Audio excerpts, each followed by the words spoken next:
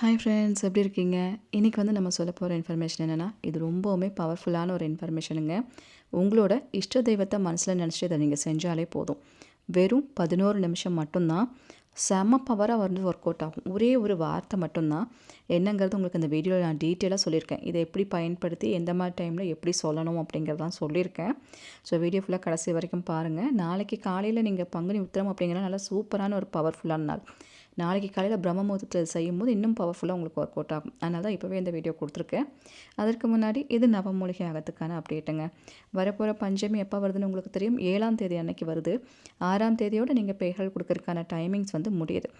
நம்ம வீடியோ தொடர்ந்து இந்த 5 இயர்ஸாக பார்த்துட்டு வந்துட்டுருக்கிறவங்களுக்கு நல்லாவே தெரியும். நவமூலிகாகம்னா என்ன, இதுக்கு எப்படி பெயர்கள் கொடுக்கணும், இதுக்கு என்ன மாதிரி ப்ரொசீஜர், இது எல்லாமே நல்லாவே தெரியும். சப்போஸ் இந்த வீடியோ நீங்கள் புதுசாக பார்க்குறீங்க, உங்களுக்கு இதை பற்றிலாம் தெரியல அப்படின்னா, இந்த வீடியோவில் நம்ம வாட்ஸ்அப் நம்பர் நம்ம கொடுத்துருக்கோம்.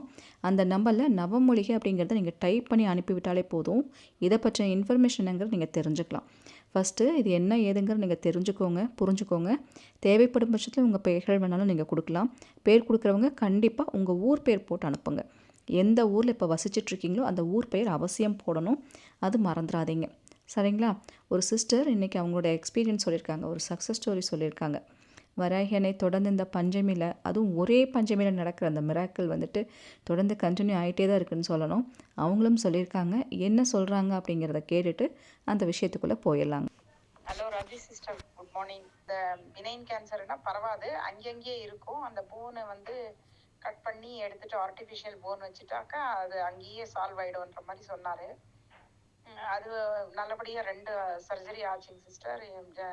மார்ச் 2ஆம் தேதி 1, 9ஆம் தேதி 1, 2 சர்ஜரி, பெரிய சர்ஜரி ஆச்சு. அந்த விஷயத்தில் அம்மாவுக்கு ரொம்ப தேங்க்ஸ் சொல்லணும். ஏன்னா ஃபஸ்ட்டு நான் அனுப்பினப்போ உடம்புல எங்கேயும் கேன்சர் வரக்கூடாதுன்னு சொன்னப்போ அது வேற எந்த பார்ட்டுக்குமே பரவலை. ஃபஸ்ட்டு நவமூலிகை யாகத்துக்கு அனுப்பி அப்புறமா நெக்ஸ்ட் டெஸ்ட் எடுத்தோம், பெட் ஸ்கேன்னுட்டு. அதில் பார்த்தா எந்த இடத்துலையும் உடம்புல எங்கேயுமே கேன்சர் இல்லைங்க சிஸ்டர். எனக்கு ரொம்ப ஆச்சரியமாக இருந்தது. டெம்போரல் பார்ட்டில் கட்டி இருக்கு, கேன்சருன்னுட்டு வந்துடுச்சிங்க சிஸ்டர். அப்புறமா சரி, அப்புறமா என்ன இது இப்படி ஒரு சோதனையே அப்படின்னு நினச்சிட்டே இருந்தா, அதுக்கப்புறமா நியூரோ சர்ஜன் கிட்ட போய் நாங்கள் காட்டினதில் இது பினைன் கேன்சரு, இது பரவாது, இந்த போன் கட் பண்ணி எடுத்துட்டா இங்கேயே சால்வ் ஆகிடும்ன்ற மாதிரி சொன்னார். அது ஒரு ரொம்ப சந்தோஷமான விஷயம். ஏன்னா கெட்டதுலேயும் நல்லது. அம்மா கேன்சர் இருக்கக்கூடாதுன்னு நான் வேண்டிக்கிட்டேன். ஆனால் அங்கே கேன்சருன்னு கொடுத்து இது பரவாத கேன்சருன்ற மாதிரியும் அனுப்பி ரொம்ப மிராக்கலாக இருந்ததுங்க சிஸ்டர். எனக்கு நம்பவே முடியல. நான் கூட உங்ககிட்ட சொல்லிட்டு அழுதேன் இல்லைங்களா? நீங்கள் கூட சொன்னீங்க தைரியமாக இருங்க, ஒன்றும் ஆகாது, அம்மா இருக்காங்க அப்படின்னு சொன்னீங்க. அதே மாதிரி இந்த பினைன் கேன்சருன்னா பரவாது கேன்சரு. இப்போ அந்த போன் கட் பண்ணி அந்த போர்ஷனில் என்னென்ன இருந்ததோ அதெல்லாம் எடுத்து சக்ஸஸ்ஃபுல்லாக கம்ப்ளீட் ஆச்சுங்க சிஸ்டர். 6 லட்சம் ரூபாய் செலவு ஆச்சு. அது கூட எப்படியோ நம்பவே முடியல. எங்களுக்கு ஜன சகாயமும் வந்தது. ஜனங்கள்லாம் ரொம்ப தெரிஞ்சவங்க எல்லாருமே சகாயம் பண்ணாங்க. அந்த விஷயத்துலேயும் அம்மாவுக்கு தேங்க்ஸ் சொல்கிறேன். பெரியவங்களுக்கு, முன்னோர்களுக்கெல்லாம் ஆசீர்வாதம், அவங்களோட ஆசீர்வாதமும் வராகியோட ஆசீர்வாதமும் கிடச்சி நல்லபடியாக பணமும் அவ்வளவோ அட்ஜஸ்ட் ஆகி நல்லபடியாக வெளியே வந்தார். நல்ல ப்ரைவேட் ஹாஸ்பிட்டல், நல்ல டாக்டர் கிடைச்சாரு. நன்றி சகோதரி. எனக்குமே ரொம்ப ஆச்சரியமாகவும் சந்தோஷமாகவும் இருக்குது. என்னென்னா அவங்க சொன்னது உடம்புல எங்கேயும் ஸ்ப்ரெட் ஆகக்கூடாது அப்படிங்கிறக்காக தான் பேர் கொடுத்தாங்க. அதே போல் ஸ்ப்ரெட் ஆகலை. ஆனால் இருக்குமோன்ற டவுட் இருந்துச்சு. ஏன் ஸ்ப்ரெட் ஆகலைன்னா அது பரவாத கேன்சர் அப்படிங்கிறது அதோட விஷயமே. அந்த விஷயத்தையும் கொடுத்து கெட்டதுலேயும் ஒரு நல்லதுன்ற மாதிரி தான் அவங்க சொன்னாங்க. அதுதான் வராகியனை செஞ்சது. அதையும் ரிமூவ் பண்ணி இப்போ சக்ஸஸ்ஃபுல்லாக அவங்க இருக்காங்க அப்படிங்கிறது பெரிய ஒரு ஆச்சரியமான விஷயம். இன்றைக்கி இதெல்லாம் கேட்டாலே ஒரு பயம் வர ஸ்டேஜில் தான் எல்லோரும் இருப்போம்.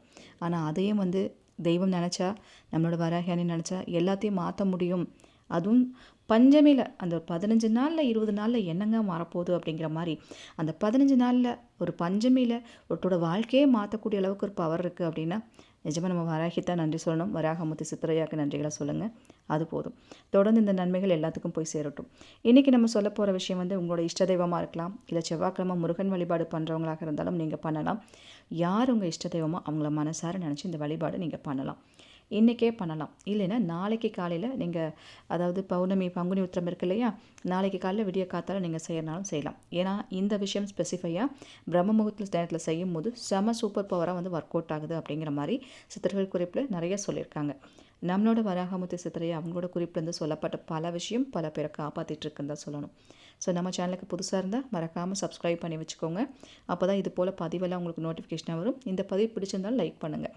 பிரம்ம முகூர்த்த நேரத்தில் பண்ண முடியாதவங்க, எமர்ஜென்சி சுச்சுவேஷன் அப்படிங்கிற மாதிரி இருந்துச்சுன்னா நீங்கள் நார்மலாக பகல்லையே கூட இதை செய்யலாம்.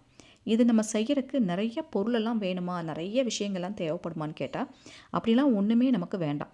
ஒரே ஒரு டம்ளர் தண்ணி நம்ம கையில் இருந்தால் போதுமாங்க. அந்த தண்ணியை கையில் வச்சுட்டு இந்த வார்த்தையை ஒரு 11 நிமிஷத்துக்கு மட்டும் நீங்கள் சொன்னால் போதும் அப்படிங்கிற மாதிரி சொல்கிறாங்க. உதாரணத்துக்கு சொல்லணுன்னா, ஒருத்தங்க ரொம்ப ஒரு வலியால் துடிச்சிட்ருக்காங்க, ரொம்ப கஷ்டப்படுற ஒரு ஸ்டேஜில் ஒரு ஹாஸ்பிட்டலில் இருக்காங்க அப்படின்னா, அவங்களோட அந்த வலியை சரி பண்ணுறக்கு, அவங்களுக்கு வந்து ரெக்கவர் ஆகிறக்கு அந்த மாதிரி விஷயத்துக்கு நீங்கள் பயன்படுத்தலாம்.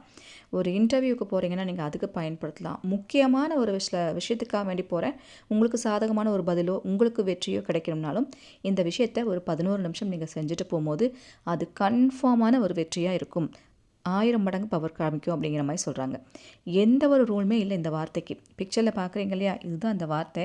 இதை எப்படி சொல்லணுங்கிறது உங்களுக்கு நான் சொல்லி காமிக்கிறேன். ரொம்ப ஈஸியான ஒரே வார்த்தை தான். நீங்கள் ஜஸ்ட்டு சொன்னாலே போதும், அது வந்துடும். அப்படியே சதா சத்வகும்பகி ரீபவ, அவ்வளோதான், வேறு ஒன்றுமே இல்லை. சதா சத்வகும்பகி ரீபவ ஒரு 2 வாட்டி சொன்னீங்கனாலே உங்களுக்கு பழகிடும். ஒரு 11 நிமிஷம் வாட்சில் டைம் பார்த்துட்டு 11 நிமிஷம் உட்காந்து எந்த விஷயம் உங்களுக்கு நடக்கணுமோ அந்த விஷயத்த நல்லா மனசார நல்லா யோசிச்சுக்கோங்க. அது சரியாயிடும் அப்படின்னு யோசிச்சுக்கோங்க. கையில் ஒரு டம்ளர் தண்ணி வச்சுக்கோங்க. இல்லைன்னா கையில் வைக்காதவங்க கீழே கூட தரையில் வச்சுட்டு நல்லா நிமிர்ந்து ஸ்டடியாக ஒரு கிழக்கு பக்கமோ அல்லது வடக்கு பக்கமோ பார்த்து உட்காந்துட்டு இந்த வார்த்தையை சதா சத்வ கும்பகி ரீபவ அப்படின்னு சொல்லிட்டு 11 நிமிஷம் மட்டும் சொல்லிகிட்டே இருங்க. மனசார சொல்லிகிட்டே இருங்க. இப்படி சொல்லி முடிச்சுட்டு அந்த தண்ணியை குடிச்சிருங்க. எவ்வளோ வாட்டர் மேனிஃபெஸ்டேஷன் அந்த மாதிரி மெத்தட் வந்து நீங்கள் பார்த்துருப்பீங்க. தண்ணீருக்கு வந்து நம்ம சொல்கிறத அது கேட்குமா. நம்ம சொல்கிறத கேட்குறது மட்டும் இல்லாமல் அது ஞாபகம் வச்சுக்குமா.